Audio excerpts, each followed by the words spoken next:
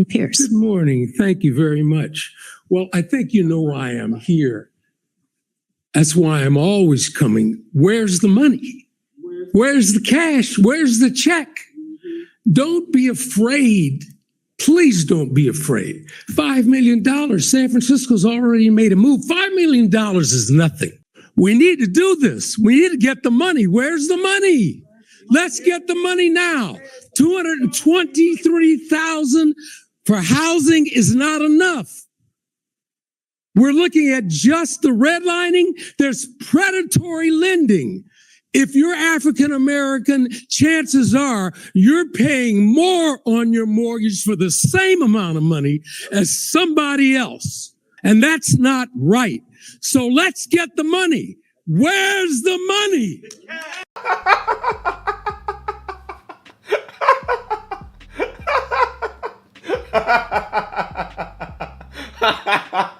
Wait.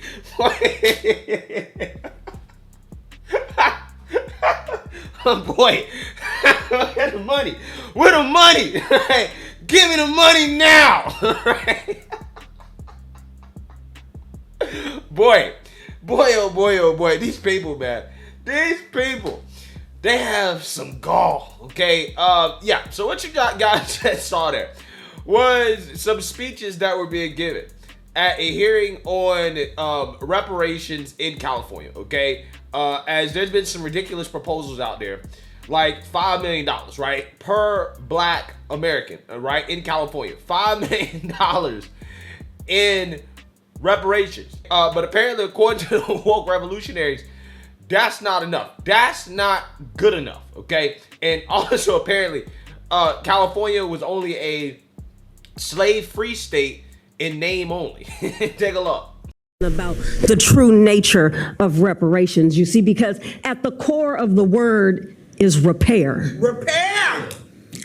Repair for the harm that has been caused. Simply put, that is what the California Reparations Task Force has been studying for nearly 2 years. I'm requesting a bit more further analysis. The 9 members are developing the best way to mend the hurt to descendants of California slaves. But some Californians are frustrated with the process. This is all just running through the motions, a red tape thing. No, man, come on, put something down. Put something on the wood right now. Oh, and wait till tomorrow. Wait till the next meeting. A bunch of bull. The task force listened to several hours of testimony over the past 2 days, much of it with strong emotions. The whole entire system needs to be dismantled. And suggestions on how to spend the $800 billion economists suggest would be needed for decades of over-policing, disproportionate incarceration, and housing discrimination. Seems to me free health care, free education, Got that. tax-exempt status, land allocation, and a check could have longevity. The Reparations Task Force is the first of its kind in the country, mandated by state law to develop a plan to send to lawmakers for ultimate approval. The task force is very aware of the precedent that we're setting. The world is watching us, and I think that's where the pressure comes in. Task Force Chair Camilla Moore debunks the argument that California was always a slave-free state and plans to send the final report to lawmakers this summer. We brought those experts in to disrupt the myth around California not having any role at all in slavery. We learned very early on that California was free in name only. In Sacramento, Michelle Bandur, KCRA 3 News. The task force will meet again May 2nd. There is pending legislation that would extend the life of this task force another year. That would be out to July 2024. This current is set to end in July of 2023, the task force. Reparations are overdue for all foundational Black Americans. Foundational Black Americans that were killed for nothing, babies taken away from mothers, fathers killed for protecting their families, and families broken up on purpose for a profit. Medical genocide, unjust laws, and just plain out brutality. Foundational Black Americans have helped every culture to get on their feet. Now it is Foundational Black Americans' turn to do the same for ourselves. Not just for my generation, but also for the elders that took the time and did the research and educated us and taught us our true history. Also, for the future generations to come that will lead us into the future with their heads held up high. I believe that $5 million in reparations is too little for the work that foundational Black Americans have done for this country and as well for other countries. I believe that $7.6 million is a number that can be used very wisely in our foundational Black American communities. 40 acres is also still a good idea, and instead of a mule, we would like a tractor. I also believe that we should know the name of all the companies that participated in the slave trade so we, foundational Black Americans, can start up our own companies. We should also be allowed to have a choice to learn our mother language other than Spanish or French in our educational classes. We have the Tut language that was started right here in America. During slavery, we have Swahili, Yoruba, Igbo, Zulu, and even Hausa.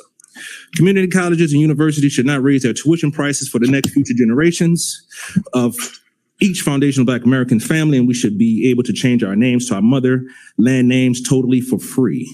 All types of real estate should not go up in price, but it is our land that was supposed to be for us, but as we all know, it was never given.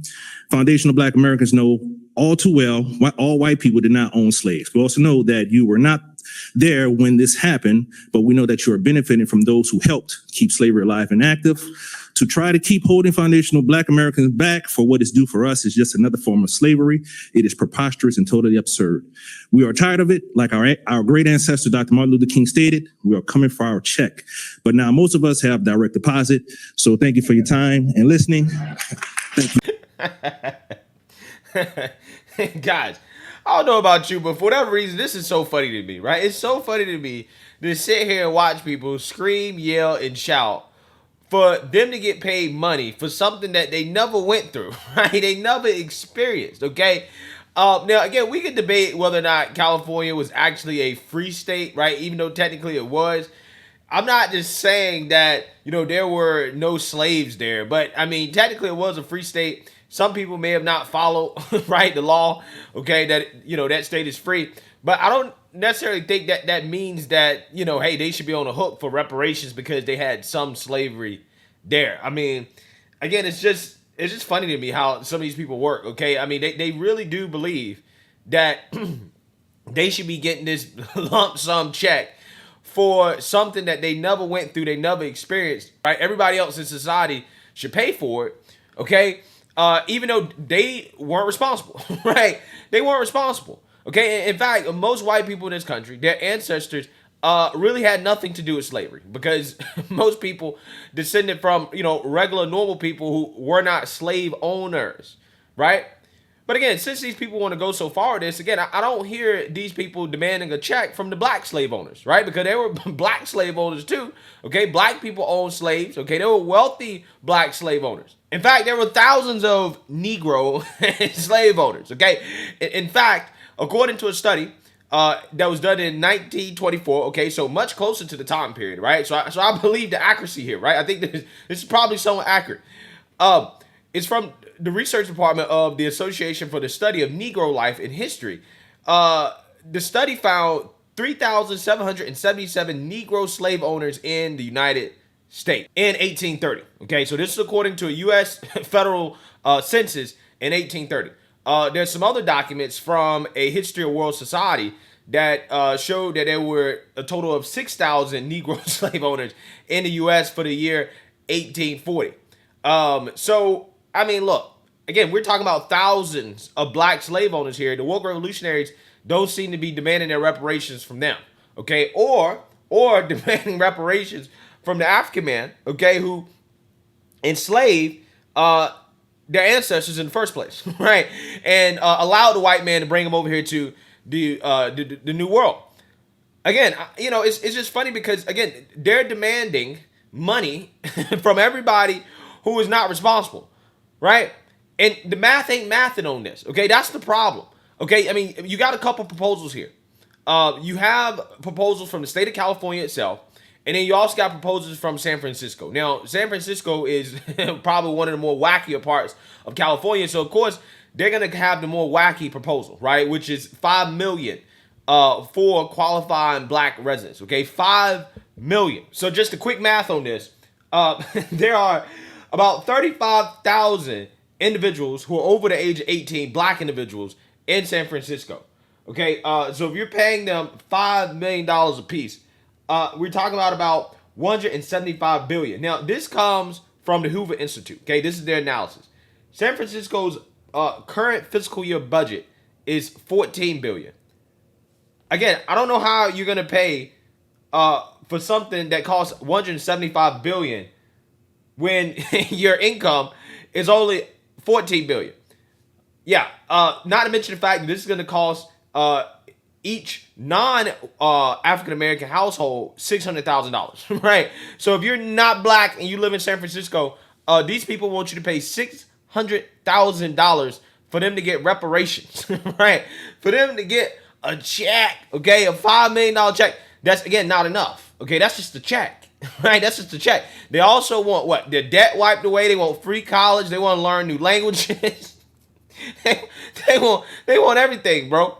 Again, they want stuff that clearly is their own personal responsibility. Like, they want the government to allow them to learn a language, right? When you go out there, you can learn your own language, bro. Okay, you can take your own classes. But see, again, that's the whole point. These people, they don't want to do anything for themselves, right? They don't want to go out here and, work hard, earn a decent living, and, hey, get your own reparations, right? By going out there and, getting what the world has to offer you through hard work, right?